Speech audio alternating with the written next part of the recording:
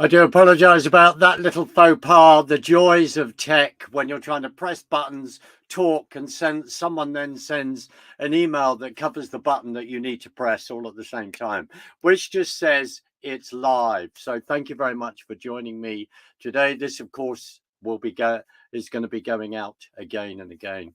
I am really privileged to introduce a friend of mine, which is Mr. Peter Baum. He says, as I'm reaching for my mobile phone so I can read the details. So I'm just going to bring on Peter, and then we will get into a very, very important discussion with him. Peter. Morning to you, Mark. Thank you. It's lovely to see you, and thank you so much for it's all happening my end. Something's just fallen down. There we go. It's live. As we record this, Peter, thank you so much for joining me at this moment, and it's thanks for having me, Mark. My pleasure and privilege. Thank you. I just want to read this out to introduce everyone to Peter. It's one of the important things that we have the technology, we can do that. Peter Baum Editor, International Political Affairs to Blitz, is a researcher, scholar who writes extensively on Israel, Holocaust, Zionism, Middle East, anti-Semitism, and other issues. Peter Baum has worked for 4 decades in the international financial markets, specializing in the capital market. He held directorships at large international financial institutions and ended career as a consultant to an investment management company. Baum is a member of the Institute of Directors. He has worked extensively abroad in Asia, Africa, the USA, and Europe. And after retirement, spends his time as a political researcher, activist, and columnist. In addition to this, his engagement with Blitz, Peter Baum has, the joys of mobile phone, has also been writing for the Gatestone Institute, Conservative Woman, and Decisive Liberty, and has appeared numerous times on TV, radio, and mainly talking about Israel and the Middle East. Peter, officially, welcome again, and thank you for bringing your important voice to my report. And I'm very grateful for that. Peter, I want to share a picture. You've recently written an article about this.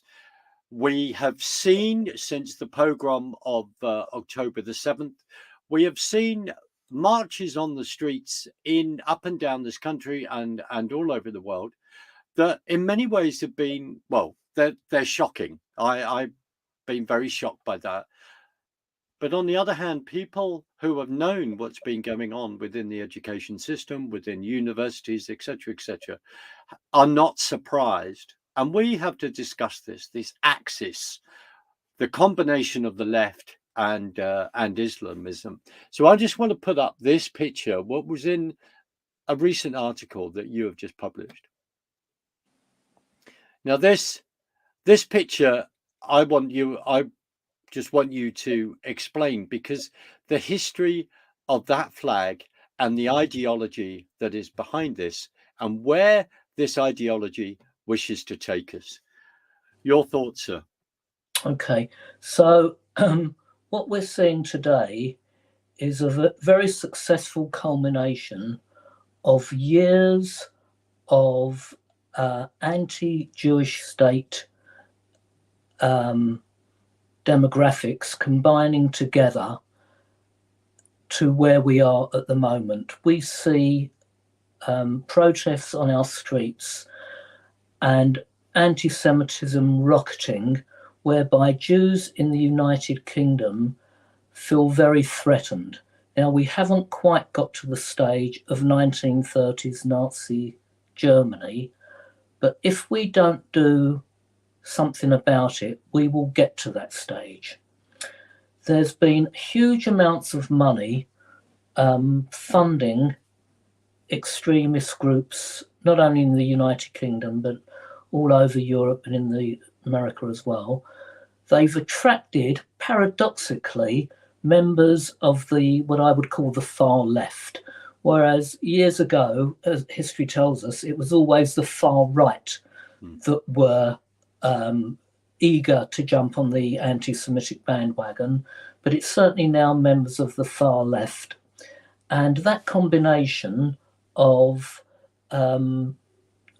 very far left extremists on the fringes of what the Labour Party and Islamic extremism are a toxic combination, not only for Jewish people, but for all morally decent people. And I'm including that people who really believe in Judeo-Christian values. And that's not to take anything away from the patriotic Hindu or Sikh communities in our country. But there is a toxic combination of the moment of far left extremism and Islamic extremism. Now, the latter, unfortunately, every day of the week is being facilitated and encouraged in our education system. That's reached a head as we speak this week, Mark, where a teacher, a school has needed to suspend operations because of the extremism of the certain section of the Islamic community. And I don't see any members of the Islamic community, whether it's in mainstream media or on the fringes, actually standing up and saying, "Hey guys, this is wrong." I don't see those voices of moderation, and therefore it's up to people like me. I'm called extreme right, Mark, simply because I challenge the narrative and the actions of the extreme left. I'm called fascist. I'm called Hitlerite. I'm called, as I say, far right. All these slurs and accusations, and everyone else in my paradigm is simply because we are challenging what we see as being extremism on the far left and the extreme Islamic members in the United Kingdom. So it's very uncomfortable at the moment. We've seen anti-Semitic incidents rocket since October the 7th, because Israel is the one country in the world that has the unification factor whereby anti-Semites on all sides can unite. It's very strange, Mark. If we look at what's happened in Syria, where over 600,000 Muslims, including, may I add, about 7,000 Palestinians, in the last decade have been slaughtered. Nearly 3 million people displaced into Iraq and northern Syria and refugee camps. But we don't see protests in the streets, or thank God we don't see members of the Muslim community targeted because of the actions of the Syrians. It's only when the only Jewish state in the world gets in front of mainstream media, which I have to say, I think it has an anti-Jewish state bias, especially on the BBC, especially in CNN, and Al Jazeera might as well be the public relations arm for Hamas. Yeah. But it's only the Jewish state that gets and Jews within the diaspora that get targeted because of the actions of the Jewish state of Israel. As I say, Muslims, and I thank God about this, aren't targeted because of the actions of Islamic countries, or Christians aren't targeted, again, thank God, because of the actions of, say, the Orthodox Christian community in Russia under Putin, that kind of thing. Only the Jews are targeted. Now, because this anti-Semitism has gained momentum, something really has to be done about it. I was quite encouraged, perversely, when Jeremy Corbyn was running against Boris Johnson in the last election. The Conservative Party won by an overwhelming majority, not because everyone loved Boris, but because the white working class, the red wall, the people that had fought against, also whose parents had fought against fascism, identified Jeremy Corbyn as being someone who was eagerly comfortable with Islamic and Irish terrorism. Although the social media post would say, oh, it was a Zionist plot, it was an establishment plot to get it out. It wasn't that at all. It was because Mr. Corbyn had associated himself historically with groups unpalatable to the British public. We're now seeing a situation where the Reform Party are gaining increasing momentum according to the polls. And I believe come the next election, this one party, who more than any other party is trying to challenge Islamic and far left extremism, I think will do quite well, not because of disaffected conservative voters, but actually because of working class people in those areas which they see Islamism as being a threat to them. So that's encouraging. And for the first time in my lifetime, Mark, there are now two UK broadcasters, GB News and Talk TV, which are there. They're called right wing, but they're not. All they're doing is challenging extremism, and they're deemed to be right wing. So that's encouraging, but I do feel that much more needs to be done. And I would like to see moderate Muslim voices, and I have to say I don't, challenge the extremists, certainly in the Muslim MPs in Parliament, certainly what's going on in our universities and what's going on in our streets. Very, very well said, because as you raise the incidents in schools, we've got the wonderful headmistress that on a TV show is called, and I've forgotten her name, I apologize, but is called, the toughest headmistress of the UK.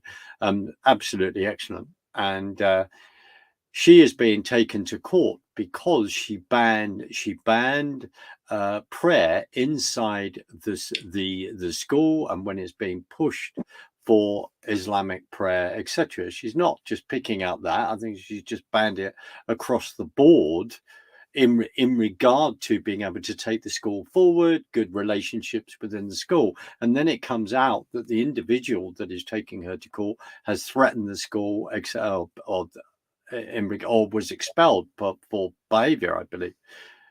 Then there's another incident in East London where the school was saying we may have to shut down because of the protest in regard to people that attended that school, in regard to Islamism, etc. Again, if we then go around the world, as I am listening to something that's been happening in Australia, a country that you know a lot about, that there's meetings of people saying, well, how can we use the curriculum to push forward the Palestinian cause, to attack Israel and all the rest? I mean, we would never have seen that.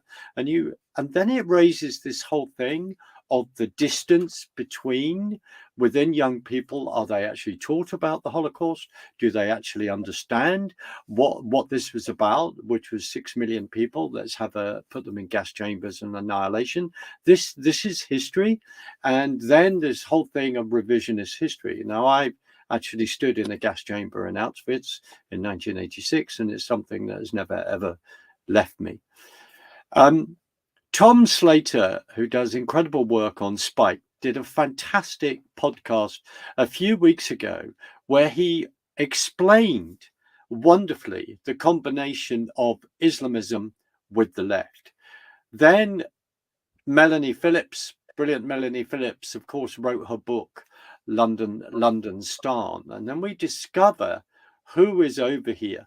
And as the incredible Douglas Murray has also pointed out, that Mohammed Swaleh, who was involved with the military wing of Hamas, is then living in North London, I believe, then part of or the Muslim Association. His son is then running that, etc., etc. They then combine with the Stop the War campaign, as Tom Slater has laid out, to to facilitate all these marches. How historically have we got here in regard to the basically it's Arafat? What did he do in manipulating that and bringing the left together with Islam? What has happened there historically? Yeah, a couple of things there, Mark, which I haven't got the full answers, but this will go some way in explaining it. After the Holocaust, there was a global wave of sympathy for the Jewish people. Of that, there's no doubt. Whether it was guilt that it would never happen again, etc., etc. It didn't take too long. We're talking about 1967 until the world started siding on this newly formed creation known as the Palestinians, created by the KGB in 67 to challenge Jews and the only Jewish state in the world. And it didn't take too long for the victims, it all changed round. The Jews who were victims of the Holocaust all of a sudden became the perpetrators of being aggressors against this newly formed demographic known as the Palestinian people. And mainstream media, which veered from centre to the left, has undoubtedly facilitated this growth industry. There has been no doubt in my mind that the most influential media broadcaster in the world, the BBC, since the late 60s and following through to the day, has knowingly facilitated an agenda that was definitely anti-Jewish state, probably anti-Semitic, and they have indoctrinated and encouraged 2 generations now of people to mock and have contempt for Judeo-Christian values. When I was growing up, Mark, on a Sunday morning, the first thing that I could hear was church bells ringing. I've lived in the same area apart from when I worked abroad, but we don't hear that on a Sunday morning in my area now. No church bells, but I do hear the sound of Muslims praying. I think this country has been too tolerant in tolerating the intolerant, if that makes sense. We've allowed ourselves to get into a position whereby those who detest Judeo-Christian values, who are rabidly anti-Semitic, who want to ignore British history, British patriotism, but are quite happy to take everything this country so generously gives to them, have nothing but contempt for this company. And unfortunately, the BBC, the world's most influential broadcaster, has knowingly facilitated and helped those people who hold the UK and Judeo-Christian values in such contempt. That's how I think we've got there. Universities too have become a hotbed in facilitating such hatred. Unfortunately, our laws in this country should be sufficient to bring those to task for behaving in such a way that our parents would have been shocked in, but they don't. And I don't know whether it's a combination of lawyers who are too clever by half, assisted by the media, a police force that is, hey, hands off, we don't want to rock the boat here, and members of parliament that are seeing how their constituencies are created, that want to get nothing more than be voted in rather than expressing the will of the silent majority. And unless the silent majority actually starts protesting in a way, and I don't mean in a way that's going to be as violent or extreme as the opposition, but in a way that makes their voice heard. And I'm hoping, Mark, that at the next election, a party like Reform, who, on the basis of how our system works, hasn't got a snowball's chance in hell of getting MPs voted in. But if that dynamic could possibly change, then I think the silent majority have a chance. Something happened just last week, Mark, that too many people aren't aware of. In a local by-election in Hackney, which has a predominantly Muslim and Black and Labour voting population, a Conservative councillor won a by-election, completely hidden from our screens. You had the BBC, I don't think, even reported on it, not even on the local news. But a Conservative councillor got into a ward, which is, as you know, Diane Abbott's constituency, and won a seat from Islamic and left-wing opposition. It was quite remarkable. So, I had to look twice at this. If that paradox was repeated nationally through the ballot box, I think that's the way we're going to do it. But from what I see on our TV screens, from what I see on the protests and marches, I think Jewish people and conservative Christian people are going to be continuously targeted, not only by the extremists, but by the lack of support, in fact, mocking we get from mainstream media. I couldn't agree with you more. And the classic thing that's said, sadly, is that first we get the Saturday people, and then we go for the Sunday people, and that what people do not understand is that they are coming for Judeo-Christian civilization, for culture. That's what's going on here. And as we know, the incredible Douglas Murray, Melanie Phillips, etc., have been writing about this, and also Karen Harradine as well, within wonderful work she does within the Conservative Woman, writing about this. And I think, as much as this may be uncomfortable to some, the events of the 7th of October pogrom last year meant that suddenly people are having to face the realization of this and have discussions that they need to have. We need to be able to talk about this and go, individuals have been warning about this for a long, long time. And I will mention someone's name that may be unpopular in various circles, but people like Tommy Robinson have been talking about this for a long time. And I think credit has to go where credit's due, and we see what they have done, the establishment has done to him, etc.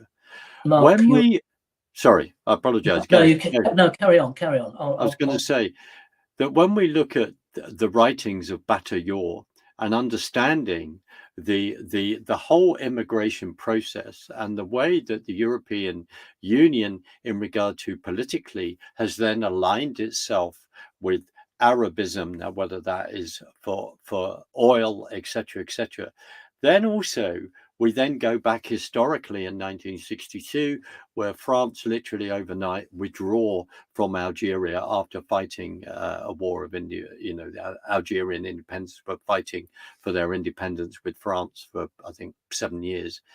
And this whole mindset of colonialism and all the rest, and then making those accusations to Israel, people not understanding history, how things have actually come about, no understanding of the makeup of Israel, because there are Jews from all over the world, and also not an understanding of the expulsion of Jewish people from Middle Eastern countries, and then the makeup of their skin color, etc., etc. So people do not know this. They don't want to understand this at all. Peter, sorry, I'm going to stop. No, Mark, Let you. you're absolutely correct, and I'm going to just expand upon a couple of things you said. The first thing is, when we take someone like Tommy Robinson, to the establishment, to the media, he has been perceived to be someone we can't touch, and people have held him in contempt. But actually, if you look back at what he was saying some years ago, he's been nothing but pragmatic. People might not like the way he said it or what he did, but actually his understanding of what was happening should have been more widely broadcast, and then maybe we wouldn't be where the situation we're in today. And I can see that he is growing in popularity, having the establishment having tried to keep him down. That's the first thing. Second thing I want to say is how disappointed I have been, and how all morally decent people have been, with our church, I say this, our church leaders and leaders within the Jewish community. Very, very disappointed. They haven't had the spine, I would say, to challenge and to say what needs to be said. They've been too tolerant of tolerating the intolerant. And I would like to see our church leaders and our Jewish leaders be much more dynamic. I'd like to see them express themselves in the same way as when an imam is being interviewed by the BBC. He goes hell for leather in expressing his support for Islam, his people, having contempt for the Jewish state of Israel, for Judeo-Christian values. I want to see our church leaders as strong as the imams that are being interviewed on TV. And there's one other thing, Mark, which I just, for the life of me, I can't understand. I'm have been a student of the Palestinians and their cause and their agenda for the best part of 20 years now. And to this day, the Palestinians have two charters which are both taught or have been taught in UNRWA, United Nations Works and Refugee Agency schools, and part of the Palestinian education system. The first charter is dated 1968 and is still current, from the Palestinian National Council. And the second charter dated 1988, which is a Palestinian Hamas charter.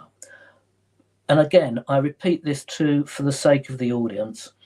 Both charters are still taught as part of the Palestinian education system, and both charters demand not only extermination of Jews, but subservience to Islam of all other religions. That's part and parcel of the Palestinian education system. So we've now had 3 generations, possibly 4 generations of Palestinian children indoctrinated into that philosophy. Is it any wonder? Oh, and also that philosophy has been churned out to the Palestinian diaspora for the last 30, 40 years. I don't understand why no one who is opposed to that is ever interviewed and points that out to a global audience. When I point it out on my social media posts or in the posts I write for Blitz, some people say, hey, I really didn't know that. And what's the source of your statements for that? And I point them to the various articles in the Palestinian charters. There's one other thing, Mark, that people don't know. In the 1988 charter, still current, there's 3 articles, 17, 22 and 28. And if I said this out in mainstream media, I'd never be allowed to go on it. Well, I'm not anyway. those articles actually call for the extermination, wait for this, I kid you not, of those, for example, assisting directly or indirectly the physically and mentally disabled, or children suffering from cancer. Now that's in the charter, the 1988 Palestinian Hamas Charter, still taught to schools today. And for the life of me, Mark, I repeat, I don't understand why. If I understand it, if I can read it, why can't people who have a far more influential voice than myself or you, why can't they express it? I'll tell you why, Mark, because they wouldn't be allowed to. And yet it's there for everyone to see in the Charter. The Palestinians are probably the most racist Islamic group that there has ever been. I just can't express it any other way. Now, there's a paradox here, Mark, as well, because my research, and this has been verified by people that won't put their head above the parapet, and I understand the reasons for not doing so, but my research also concludes that the Palestinian charters are in direct confrontation with the teachings of the Quran. They actually mock Allah and Muhammad. And what's my source for saying that? There are numerous surahs within the Quran that actually bestow, bequeath, and promise the geography we would call Israel or the Holy Land to none other than the Jewish people. Yes. The Palestinians aren't even mentioned in the Quran. So whichever way you look at the Palestinian cause or agenda, their hatred for Judaism, their contempt and hatred for other religions and races, the charters themselves, in defiance of the Quran, I don't understand how they have gained such popularity, such momentum, such support, even to the point of being the victim in all this, is beyond my comprehension. I can only trust that the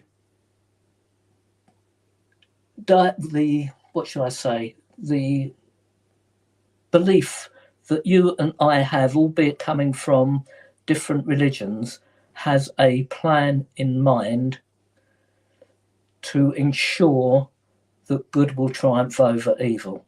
The other thing that's interesting, Mark, is I think the political world has come to realise that the Hamas atrocities on October the 7th, which, by the way, were not the first time that the Palestinians have undertaken such an atrocity. I'll come back to that. But this evil act on October the 7th was not just an Palestinian, an extreme Islamic v. Jew event. It was also Iran against the enemies of Iran.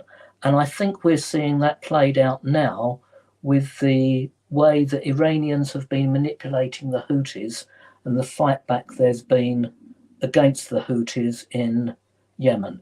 Once Israel has defeated the Hamas militarily, which they will surely do, and politically, that would be a limb of Iran cut off. And the powers that be, I think, will ensure that the Houthis will be challenged militarily to the point where perhaps half a limb of Iran is cut off. I just want to go back to the atrocities on October the 7th, because this was not the first time in history that the Palestinians have undertaken this. On January the 20th, 1976, in a Lebanese Christian village called Damour, the Palestinian militias undertook a very similar atrocity. I'm going to be I'm going to say it for what it is, Mark.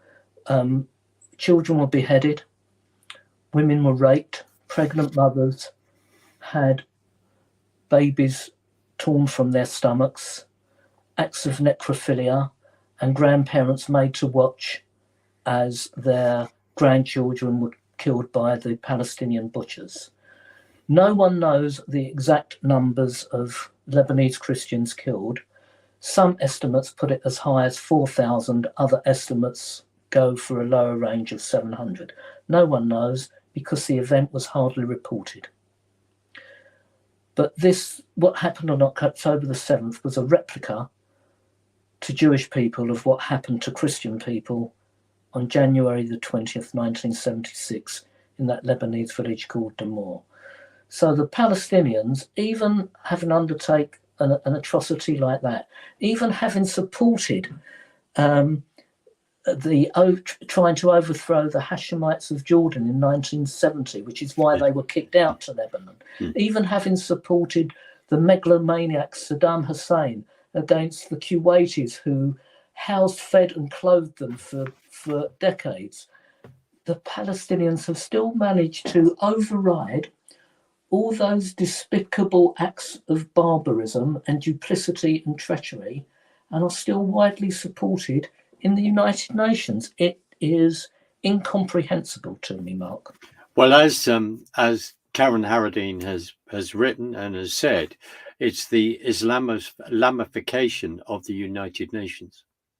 When you have got Middle Eastern countries with human rights records which are appalling, sitting on human rights committees, etc., this is where we're at. And I don't have to tell you, and I don't have a count, but it's exhaustive, of the amount of UN resolutions against Israel are off the chart, and this is where history is so important.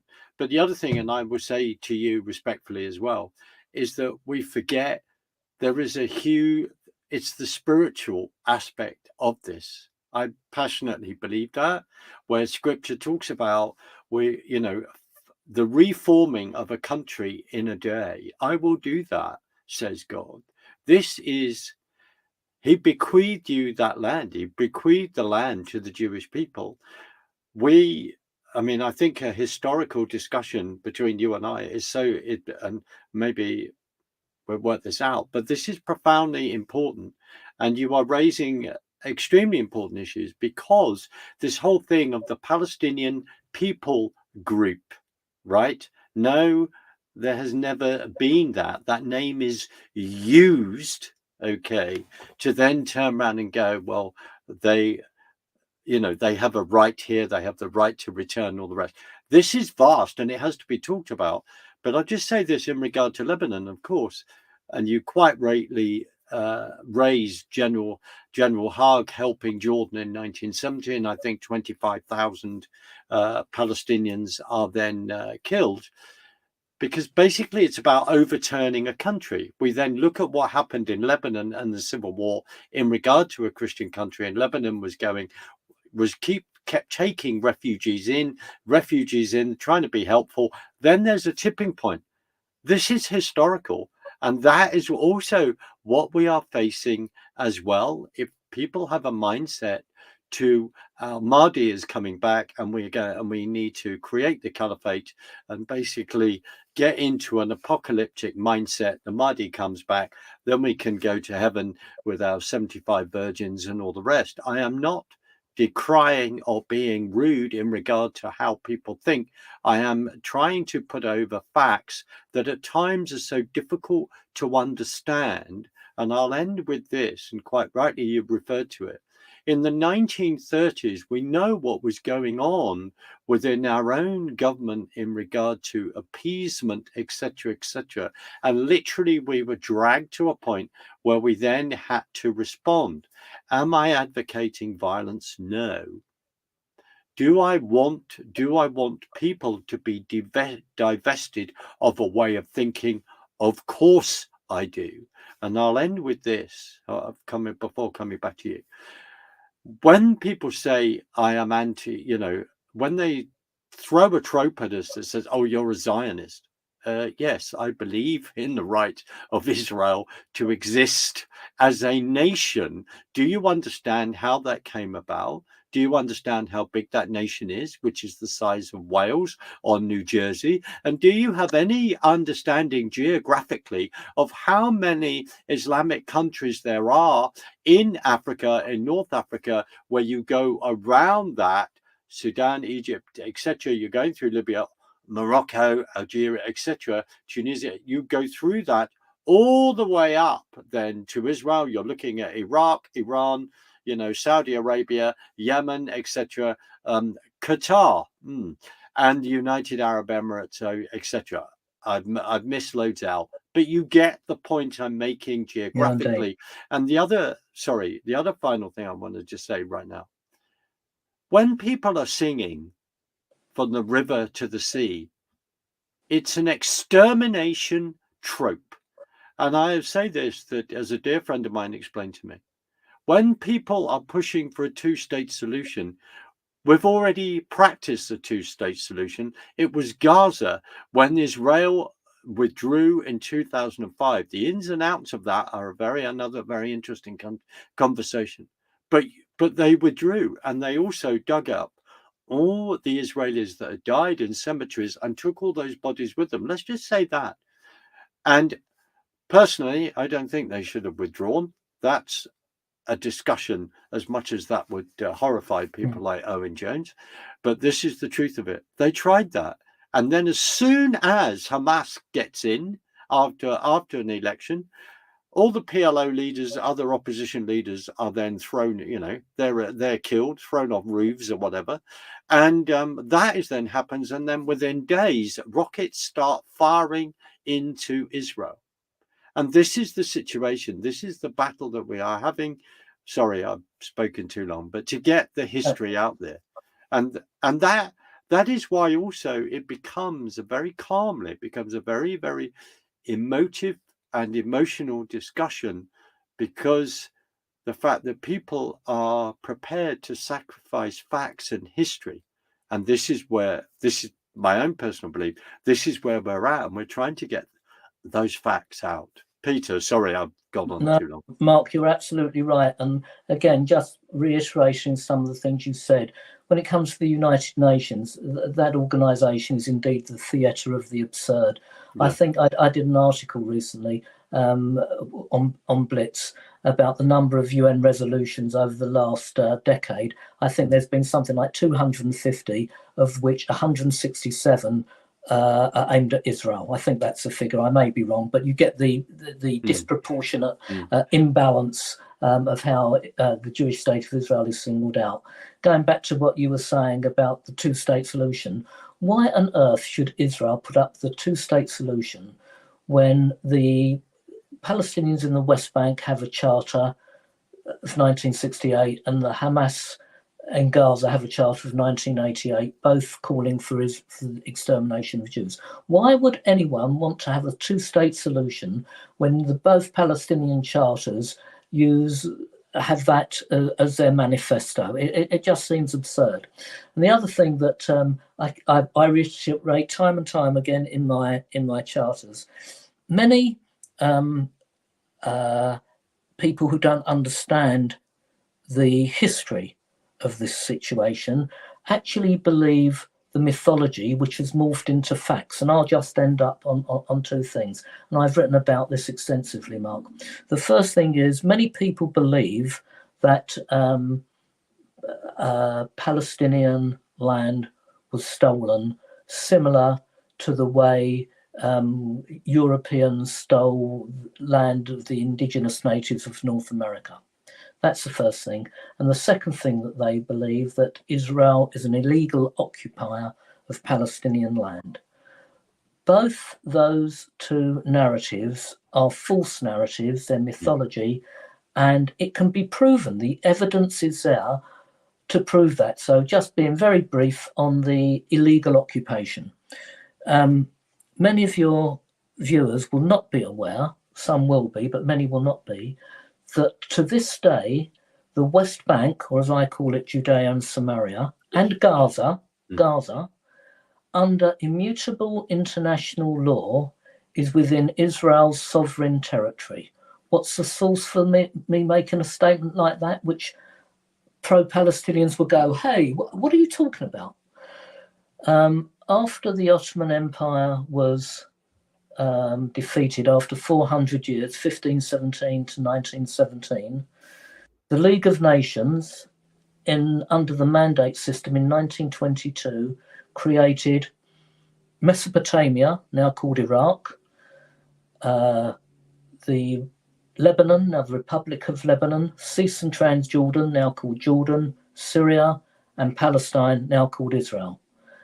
And within those mandates, the territory bequeathed to the Jewish people, Palestine, now Israel, included, and to this day still includes, Judea and Samaria and Gaza. That was sanctioned by the United Nations in 1945, which took over the role of the League of Nations under its charter, could not change legally binding previous international law as per the legal principles of acquired rights and estoppel. And the last ruling, actually, verifying what I've just told you, was upheld by the third chamber of the Court of Versailles in 2013, which has just basically rubber stamped what I've expressed to your audience. That's a legal situation. The fact that Israel got out of Gaza and is giving areas A and B and C to the Palestinians are political moves in the hope that Israel will find peace. But under international law, Judea and Samaria and Gaza are still within Israel's sovereign territory. Yes. The Golan Heights is not. And although Israel occupies the Golan Heights, she does so within international law. Why? Because Syria is still at war with Israel.